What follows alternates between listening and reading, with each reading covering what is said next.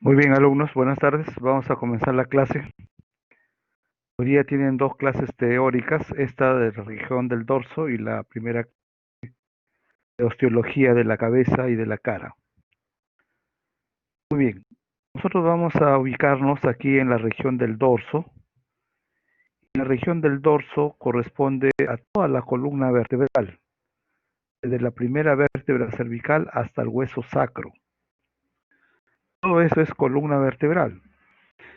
Entonces, habrán algunos músculos, como los que estamos observando aquí, que se están originando en los huesos de la columna vertebral, pero se dirigen hacia las regiones escapular, la región deltoidea. Nos estamos refiriendo a estos músculos que ya los estudiamos en la primera clase del curso de anatomía del miembro superior. Ya estos músculos los sabemos, así que solamente vamos a hacer referencia a cómo se encuentran ubicados. Si nosotros miramos entonces a estos músculos superficiales del dorso, o llamados también músculos extrínsecos, son distribuidos en tres capas. La primera capa está formada por este músculo trapecio y el dorsal ancho. Aquí observamos la imagen triangular del trapecio y del dorsal ancho, así que ya los conocemos, no hay ningún problema ahí. La segunda capa de estos músculos está localizado aquí, en el borde medial de la escápula. Nos estamos refiriendo al músculo elevador de la escápula, que ya conocemos que viene por encima de la inserción de la base de la espina de la escápula, angular de la escápula. Luego tendremos al romboides menor y al romboides mayor. Ya conocemos la acción que tienen estos músculos elevador y romboides respecto a la cavidad glenoidea, cómo lo van a orientar. De alguna forma es importante la orientación para conservar la congruencia articular con la cabeza del húmero. Y la tercera capa es estos músculos que se están originando en los procesos espinosos, pero van hacia las costillas. Estamos hablando del serrato menor póstero superior y el póstero inferior. Entonces, estos harán pues un trabajo que ayuda a los procesos respiratorios. Por lo tanto, estos tres grupos no tienen pues nada que ver con la acción principal de la columna vertebral, como es flexión, extensión, inclinación y rotación. Por lo tanto, estos músculos que ya los hemos estudiado, pues pasarán ahí a conformar parte de los extrínsecos del dorso. ¿Cuáles son los músculos propios del dorso? Los que van a tener estas funciones que hemos señalado, entonces los vamos a llamar músculos intrínsecos o profundos del dorso. Y estos músculos intrínsecos o profundos del dorso también los tenemos que estudiar en tres capas. Una capa superficial formada por el músculo espléneo, una capa intermedia formada por los músculos que corresponden a las verdaderas columnas musculares que se originan en el sacro y terminan en la cabeza. Estamos hablando del hilio costal, del longísimo del dorso y del espinoso, capa intermedia. Y luego vendrá una capa profunda. Esta capa profunda tiene 6 músculos, 3 de ellos forman la capa profunda mayor, semiespinoso, multífidos y rotadores, y la capa profunda menor está formado por los interespinosos, los intertransversos y los elevadores de la costilla. En resumen, esos son los músculos intrínsecos que nosotros vamos a estudiar. Uno para la capa superficial, 3 para la capa intermedia, ellos son 4, 3 para la capa profunda mayor, son 7, y 3 para la profunda menor, son 10 músculos que vamos a estudiar. Los 4 músculos de la región de la nuca, o región suboccipital, pues serán los 14 músculos que tenemos que saber, los orígenes, las funciones de cada uno de ellos. Ya lo hemos revisado esto en la práctica, algunos conceptos no estaban claros, pero es necesario pues revisar, volver a revisar una, las veces que sea necesaria para entender. Muy bien, comenzamos con este primer músculo, el músculo esplenio. Entonces, si nosotros miramos al músculo esplenio, es un músculo cuyos orígenes están aquí en la parte media, en la parte donde están los procesos espinosos. ¿Quién más? Está este ligamento nucal que viene de la protuberancia occipital externa hasta C7. Ahí tenemos al ligamento nucal. Por lo tanto, el músculo esplenio toma parte de origen en el ligamento nucal. ¿Y dónde más? En los procesos espinosos que corresponden a las primeras 6 vértebras torácicas y a la última cervical. En este origen, el músculo se va a orientar hacia la región lateral. La línea media de los procesos espinosos va hacia la región lateral y se va a dividir en dos fascículos. Un fascículo pues irá aquí al sector lateral, ¿no? Estamos hablando un fascículo que va hacia la cabeza y otro fascículo que va al cuello.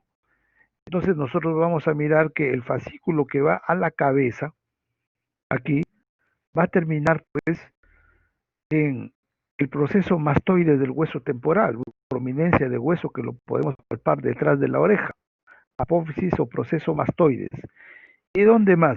A una línea ocupa aquí, vamos a trazar una línea, es la línea nucal superior. Entonces, la línea nucal superior en su tercio lateral está también tomando parte la inserción distal de este primer fascículo.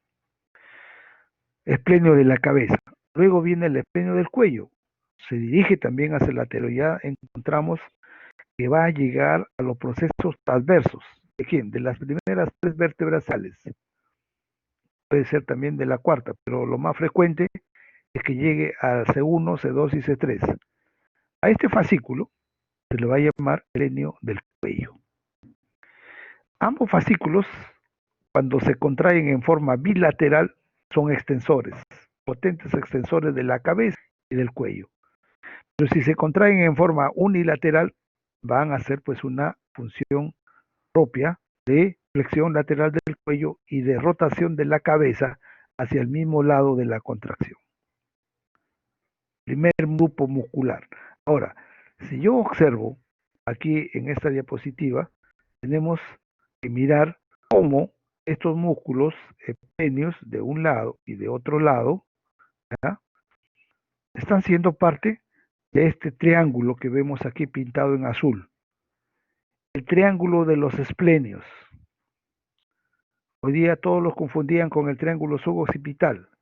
No puede ser que lo podamos confundir porque estamos en el plano de los intrínsecos del dorso en su capa superficial. Y ya sabemos que el triángulo suboccipital está en la capa profunda. No hay forma de confundirlo. El triángulo de los esplenios estará formado, pues, como límites a cada lado por este esplenio de la cabeza y por la base del triángulo a la línea nucal superior. Entonces encontramos que el triángulo va a tener también un contenido.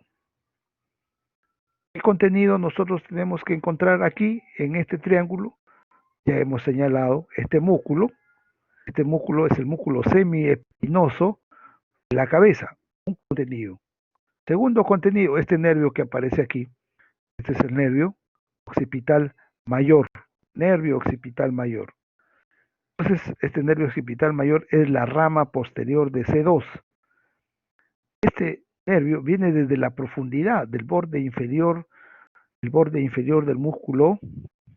Nosotros hemos visto en la región de la nuca, ¿no? Es el oblicuo menor.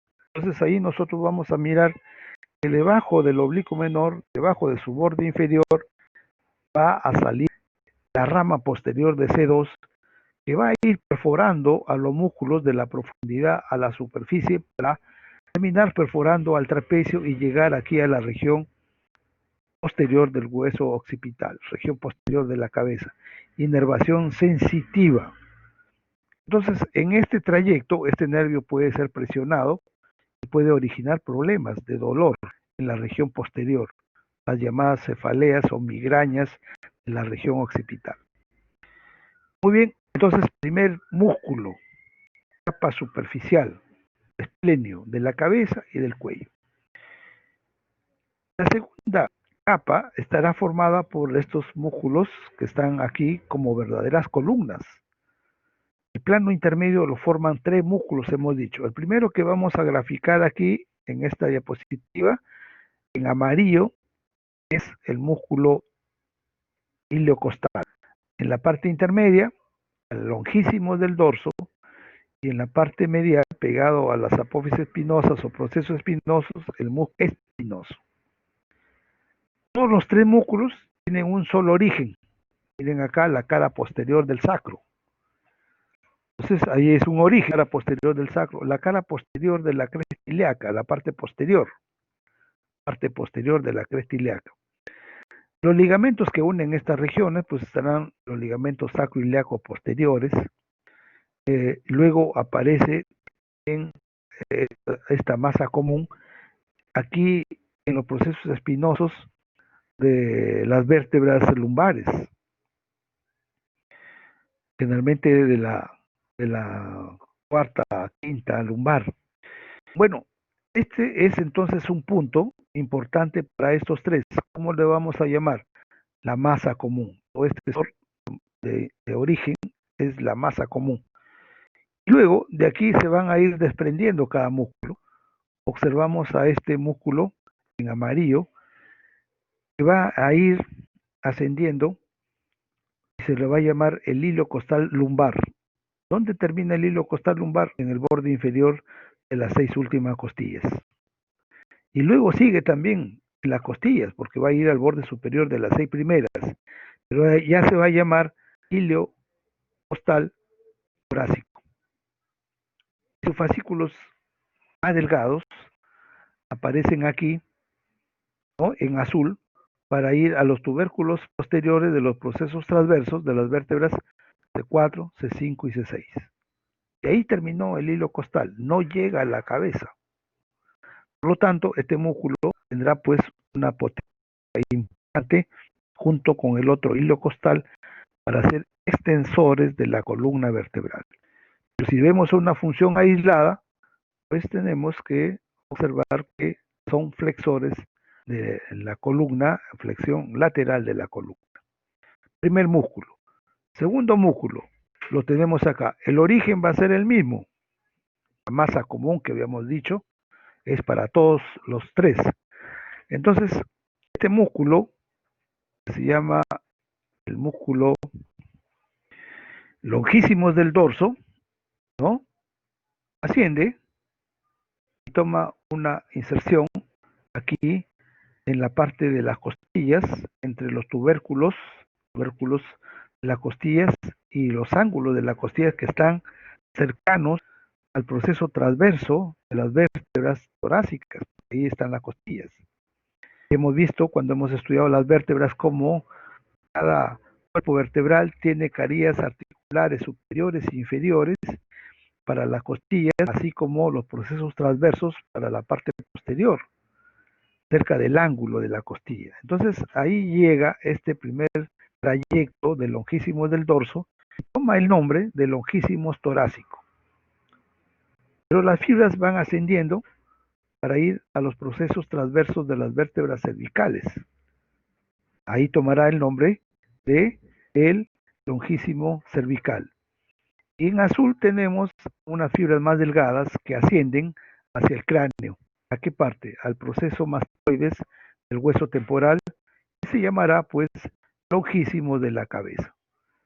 Entonces, este músculo, cuando se contrae junto con el del lado opuesto, pues también van a ser extensores, ya no solamente de la columna vertebral, sino también de la cabeza. Entonces, ya tenemos al segundo músculo de este plano. El tercer músculo es un músculo más delgado, pero tiene el mismo origen de la masa común de estos tres, y va a ascender. Este músculo espinoso asciende y va a tomar los procesos espinosos de las vértebras que están en la parte torácica baja, ¿no? 4T6, y se llamará el espinoso del tórax. Luego va a ascender al cuello y va a terminar en los procesos espinosos que terminan desde las vértebras cervicales hasta el axis, músculo espinoso del cuello. Y el espinoso de la cabeza ya es muy delgado, ¿no? Son fascículos muy delgados y tiene que ayudarse de un músculo que lo vamos a tener en el siguiente plano superficial que hemos visto, perdón, hacia el primer plano superficial hemos visto al esplenio y al plano le sigue en profundidad a esta segunda capa será el músculo semiespinoso. Entonces, el semiespinoso se va a unir con estas fibras y con él va a llegar bien aquí a la región eh, del hueso occipital en relación a las líneas nucales. Muy bien, entonces este músculo cuando actúa en forma bilateral con el del lado opuesto también son potentes extensores. Estos son los más potentes que tenemos en toda la columna vertebral y la extensión de la cabeza. Y si tienen pues una sola acción, o sea, una acción unilateral, este espinoso también contribuye a la acción lateral de la columna vertebral. Bien, segunda capa, tres músculos, hilo costal, longísimos y espinoso. Luego vamos a la capa profunda, que lo hemos dividido en una capa profunda mayor y una capa profunda menor. El primer músculo de la capa profunda mayor es este músculo que está diseñado aquí como músculos transverso espinosos. Transverso espinosos. Todos los de estas capas, de esta capa profunda mayor, siguen el mismo trayecto. Ya vamos a notar la diferencia. Este músculo semiespinoso que nosotros observamos en esta diapositiva es una masa un poco también de gran volumen que se está originando en toda la región torácica, todas las vértebras del tórax. ¿Qué parte? Los procesos transversos. Y de los procesos transversos va a ir ascendiendo para irse sus fibras dirigiéndose en forma oblicua de afuera del proceso transverso hacia adentro, procesos espinosos. Entonces, esta es la dirección superomedial que vamos a encontrar en todas las fibras de este músculo semiespinoso, torácico, luego vendrá un semiespinoso de la región cervical y terminará con el semiespinoso de la cabeza, que ya lo hemos visto, se confunde también con esas fibras que habíamos hablado del espinoso de la capa intermedia. Muy bien, entonces este músculo es importante, este músculo semiespinoso, porque también va a ser potente para la extensión de la columna, especialmente del trayecto cérvico-torácico y extensión de la cabeza. Pero además va a permitir movimientos. Si yo tengo una cuerda que va de lateral a medial y lo puedo contraer su punto fijo en los procesos transversos, va a permitir un movimiento de rotación, pero rota hacia el lado opuesto de la contracción. Esta es la característica de estos transverso espinosos. Primer músculo de esta capa profunda mayor. El segundo músculo lo estamos observando aquí al lado. Ven ustedes esta cadena, ¿no? Y vamos a encontrar nosotros a través de esta proyección que tenemos aquí de un grupo que se llama los multífidos. Entonces, este grupo multífidos también tiene una, un origen, ¿no? En una estructura que está, pues, aquí donde estamos graficando, ¿ya? Una amplia aponeurosis de origen. Está en la profundidad de estos músculos de la capa intermedia. Por lo tanto, nosotros tenemos que mirar que también estos músculos multífidos toman aquí origen en la cara posterior del sacro, ¿no? En la aponeurosis de los músculos que estaban envolviendo al hilo costal, al longísimos, al espinoso, ¿no?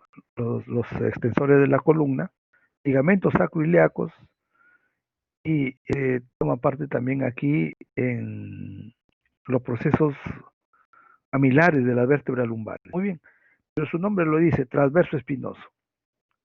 La apófisis transversa de las vértebras correspondientes van ascendiendo para llegar a estos procesos espinosos. Entonces, ¿hasta dónde vamos a encontrar? Pues hasta la región cervical baja. Hasta ahí encontramos el trayecto de estos músculos, de procesos transversos a procesos espinosos.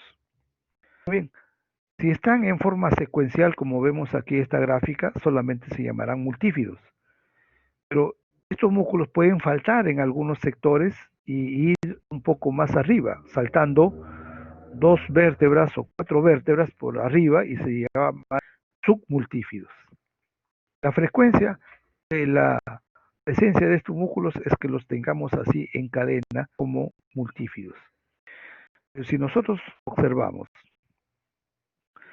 que si yo tengo una cuerda que va del proceso transverso al proceso espinoso, ya pasó por la cara superior de la lámina que une a estos procesos. Por lo tanto, estos músculos van a estabilizar, son estabilizadores de la columna vertebral porque están localizados detrás de las láminas. Es importante esta función que nosotros vamos a encontrar aquí en esta región. Muy bien, entonces este es el segundo grupo de la capa profunda mayor. Y luego tenemos a estos músculos que son los rotadores. También son músculos transversos espinosos, pero más pequeños. Están ocultos por los multífidos. Tendríamos que sacar a los multífidos para recién mirar a estos músculos rotadores. ¿Dónde se están originando? Aquí tenemos a los procesos transversos. ¿Qué vértebras? Donde mayor vamos a encontrar a estos rotadores son en la columna torácica. Entonces, miren ustedes, la fibra muscular ubicada en el proceso transverso, ¿ya?, va a ir a insertarse al borde superior, o el ángulo, vamos a llamarle así, donde se une la lámina con el proceso transverso. Y ahí tenemos al proceso espinoso, muy junto. Entonces, son músculos que también van a tener una relación con la cara posterior de la lámina, con los procesos transversos. Y lo vamos a encontrar ahí como elementos estabilizadores. Y por estar en la profundidad cerca de los orificios de conjunción, ahí en los agujeros de conjunción que salen los nervios raquídeos, pues no solamente van a dar ramas para la periferia, sino también están dando ramos que van a formar un plexo entre estos músculos. Y son los órganos propioceptivos que nos informan de la estabilidad del dolor a nivel de aquí de la columna vertebral. Entonces, no se olviden, este también tiene un trayecto de proceso espinoso, perdón, de proceso músculos transverso espinosos. La única diferencia de los multífidos es que estos van a terminar su mayor parte de un grupo muscular en la unión de la lámina, ¿ya? Llegan unos pocos fibras musculares al proceso espinoso, pero son más que todo estabilizadores de esta parte de la columna vertebral. Entonces, tenemos a los tres de la capa profunda mayor. ¿Qué miramos en la capa profunda menor? Observamos a músculos mucho más pequeñitos. Nosotros podemos observar ahí a tres grupos importantes, ¿no? Vamos a mirar que son estos músculos que se llaman interespinosos. Entonces, los interespinosos que nosotros vamos a encontrar, pues tenemos que observar dónde está el proceso espinoso, por ejemplo, de C4 y el proceso espinoso de C3, porque los músculos van de abajo hacia arriba, ¿no? Entonces, el borde superior de una vértebra del proceso espinoso al borde inferior, ¿no?, o a la superficie inferior de la vértebra está inmediatamente por arriba. Son pequeñitos, entre proceso espinoso y proceso espinoso. Por lo tanto, están localizados a predominio de la región cervical y de la región lumbar. Son importantes porque van a ayudar a la extensión, no son potentes, pero ayudan a la extensión y también ayudan a controlar la fuerza en la línea media cuando se producen movimientos de rotación de la columna. Entonces, son importantes estos músculos. Muy bien, y luego vamos a encontrar asimismo a los intertransversos. Estos intertransversos están localizados también a predominios de la columna cervical y abajo en la columna lumbar. ¿Dónde se originan? En los procesos transversos de una vértebra y van a los procesos transversos de las vértebras que están inmediatamente superior. Serán importantes estos músculos, también son auxiliares de la flexión lateral de la columna vertebral cuando actúan solos y se actúan en los en conjunto con los músculos intertransversos del lado contralateral, van a ser unas balanzas, ¿no? Unas balanzas que estabilizan a la columna vertebral, ¿ya? Porque van a estar a ambos lados de los procesos transversos. Esa es la importancia. La función bilateral de ellos estabiliza la columna vertebral. Entonces, estamos aquí con los interespinosos y los intertransversos. ¿Qué nos falta? ¿Qué nos falta de los músculos de la capa profunda menor? Nos faltará pues los elevadores de las costillas. Y aquí tenemos a los músculos elevadores de las costillas. ¿Dónde estamos ubicándonos aquí? Aquí está el proceso transverso. ¿Ya? El proceso transverso. ¿Qué vértebras? Pues de las vértebras donde existen las costillas. ¿Cuáles son? Las vértebras torácicas. Entonces, desde el proceso transverso de estas vértebras torácicas va a descender el músculo, lo observamos aquí, desciende hacia la parte lateral, donde nosotros encontramos entre esta porción de la vértebra y el tubérculo o el ángulo de la costilla, ahí va a llegar el músculo. Entonces, vamos a tener pues también una función importante sobre las costillas. ¿Qué harán? Cuando se contraen los elevadores de las costillas, pues vamos a elevar las costillas. Tus músculos que participan en la respiración ayudan a la inspiración. Entonces, en forma bilateral, nosotros tenemos esta función, pero también en forma unilateral, estos músculos, por estar insertados, por estar originándose en los procesos transversos de las vértebras, van a ayudar a la flexión lateral de la columna vertebral. Muy bien, entonces con esto hemos observado la disposición de los músculos situados aquí en estas regiones de la columna y de la cabeza. Todos estos músculos están inervados, ramas posteriores de los nervios están ubicados en las diferentes regiones, llámese cervicales, torácicos o lumbares. Asimismo, toda esta cantidad de músculos tiene irrigación, que son ramas que también van a irrigar a la parte profunda de los huesos.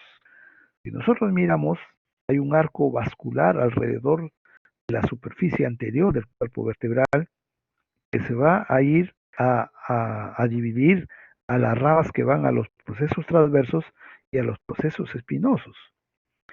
Y las ramas que van a los procesos transversos son ramas que van a tener una división profunda hacia la médula espinal. Este anillo vascular va a depender pues, de varias regiones. Si yo miro la región cervical, ya observé la rama de la subclavia, ya observé a la cervical profunda, al tronco cérvico intercostal. Entonces de ahí se desprenden las ramas que van a esta región cervical.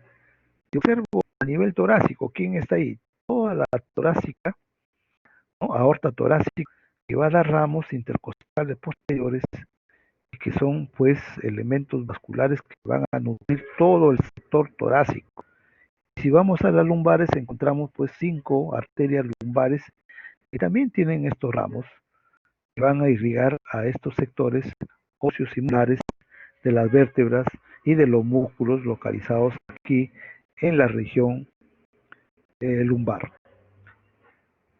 Muy bien, eso respecto a los músculos de la columna vertebral intrínsecos. Ya sabemos que el grupo de la capa intermedia son las verdaderas columnas. Y luego tenemos este otro triángulo que está pegado a la región del hueso occipital y a la primera y segunda vértebra cervical. Nos estamos refiriendo al triángulo occipital o el triángulo de la nuca. Si nosotros observamos aquí, hay 4 músculos. Aquí tenemos al recto posterior menor de la cabeza, al recto posterior mayor, al oblicuo mayor y al oblicuo menor. 3 de estos músculos están conectados desde la primera y segunda vértebra cervical al hueso occipital.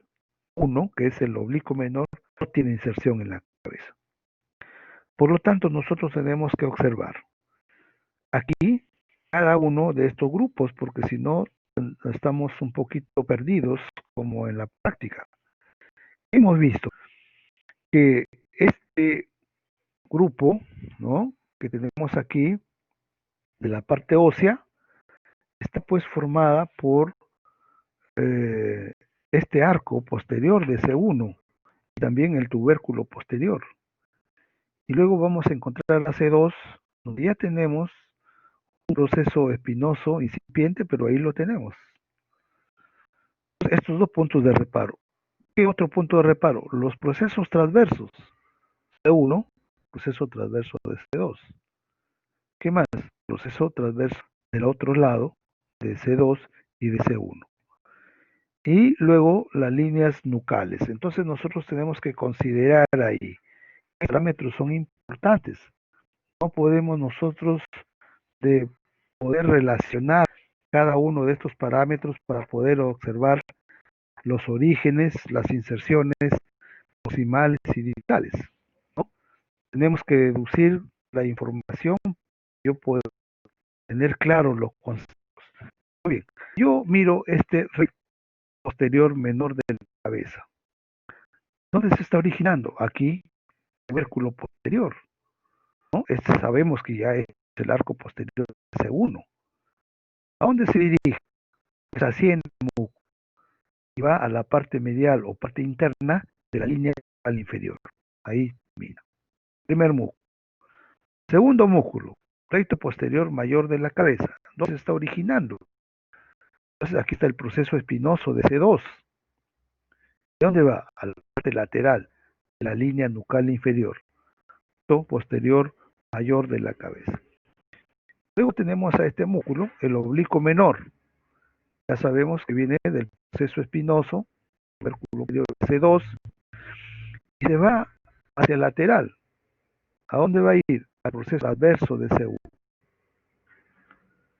El oblicuo mayor se origina aquí en el proceso transverso de C1 y va a ir pues al hueso occipital entre las líneas nucales superior e inferior.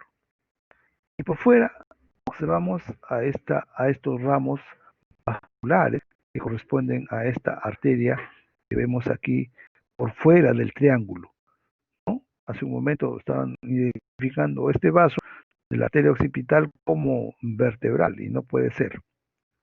Muy bien, ¿cuál es el contenido que yo voy a observar en el triángulo? Primero observo a la arteria vertebral. Entonces la arteria vertebral tiene aquí una importancia fundamental. Perfora la membrana atlanto-occipital, que es para el piso del triángulo. Lo perfora y junto con la otra arteria ascienden por el agujero occipital y antes de ir a formar el tronco basilar, estas 2 arterias dan ramas para la médula espinal. ¿Cuántas ramas vamos a encontrar? 3 arterias. Una será la espinal anterior, arteria espinal anterior para el surco medio anterior de la médula. Y las arterias espinales posteriores, que son 2, una a cada lado, al surco intermedio posterior de la médula espinal. Tienen ustedes la capacidad vascular que tiene esta arteria, que si nosotros tendríamos algún daño, pues la médula espinal sufriría una desvascularización y por supuesto muerte neuronal. ¿Qué más observamos aquí? Pues el nervio occipital es la rama posterior del C1 y este nervio se encarga de dar la inervación motora a estos 4 músculos. Nervio suboccipital. Debajo del oblicuo menor de la cabeza tenemos a este nervio occipital mayor, rama posterior de C2. Muy bien, este nervio aparece en la profundidad y va cada vez siendo superficial, va a perforar al semiespinoso de la cabeza, va a perforar al músculo trapecio y aparece aquí para dar la inervación sensitiva a la región posterior de este hueso occipital. Y nosotros observamos que los grupos musculares, cuando sufren un traumatismo, un golpe, edema muscular, rigidez, contractura, van a presionar a esta rama de senos, pueden causar dolor, cefalea en la región occipital. También están relacionados a procesos vasculares que lo acompañan, como esta arteria, para las zonas migrañosas que vamos a observar en la región occipital.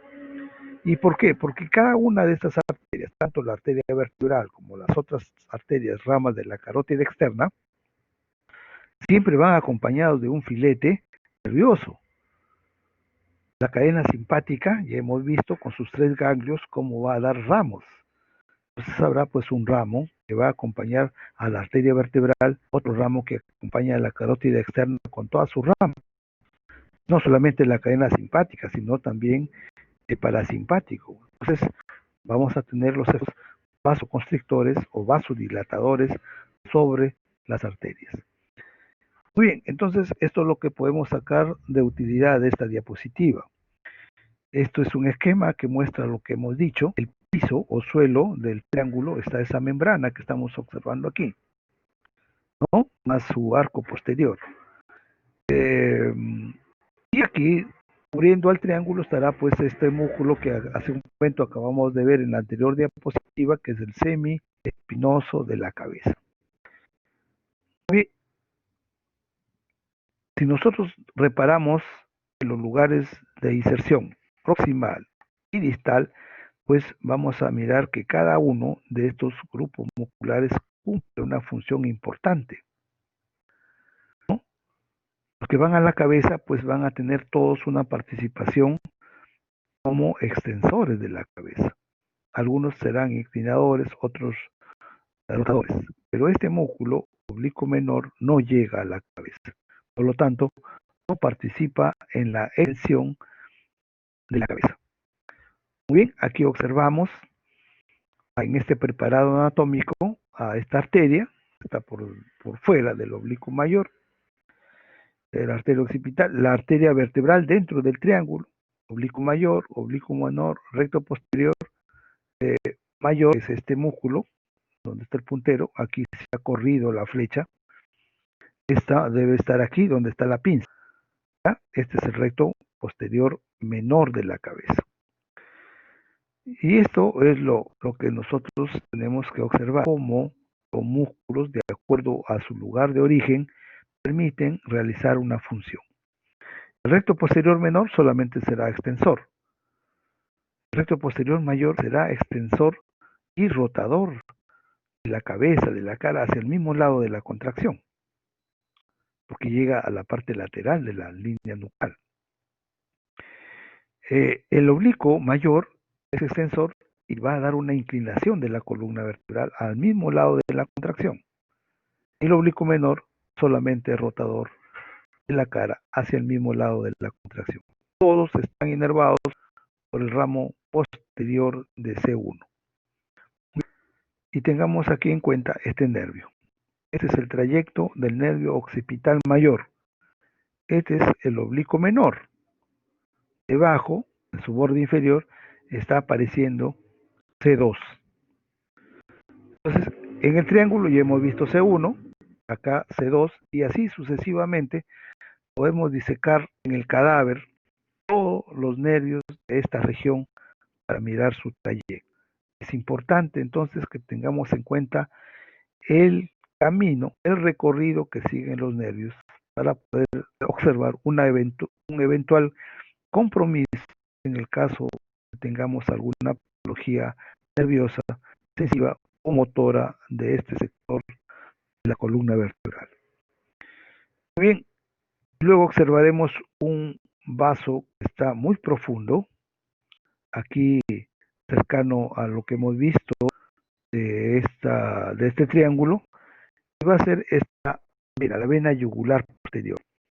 Entonces la vena yugular posterior se está formando de plexos venosos que están en relación con estos músculos, el proceso mastoideo, el cóndilo del occipital, ¿no?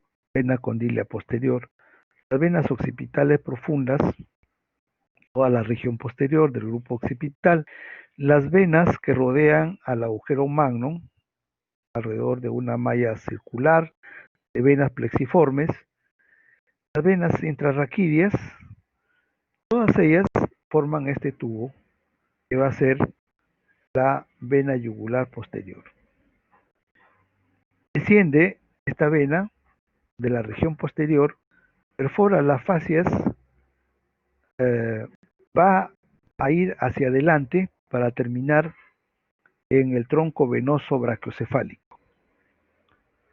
Entonces, los troncos venosos brachiocefálicos a ambos lados de la vena vertebral se ocupan ahí, en el lado derecho, el tronco venoso brachiocefálico, en el lado izquierdo, el tronco venoso innominado. Es un tronco venoso que van a unirse para formar la vena cava superior. Y la vena cava superior, con toda esta afluencia venosa, tanto de la yugular posterior, de la yugular interna, de la yugular anterior, de la yugular externa, pues formarán parte de ese gran volumen de sangre venosa que va a la cava superior, a la aurícula derecha, al ventrículo derecho, y saldrá pues a través de la vena pulmonar a los pulmones para oxigenarse y convertirse nuevamente en sangre arterial. Muy bien, jóvenes, hay mucho más que repasar, hay mucho más que estudiar. Entonces, todavía tenemos tiempo, ¿no? Mañana, el sábado, comenzamos prácticas de cabeza, pero por favor, tienen que ustedes entender que no hay un rendimiento adecuado si no estudiamos, si no nos dedicamos. Muy bien, ¿alguna pregunta hasta acá de lo que hemos hablado?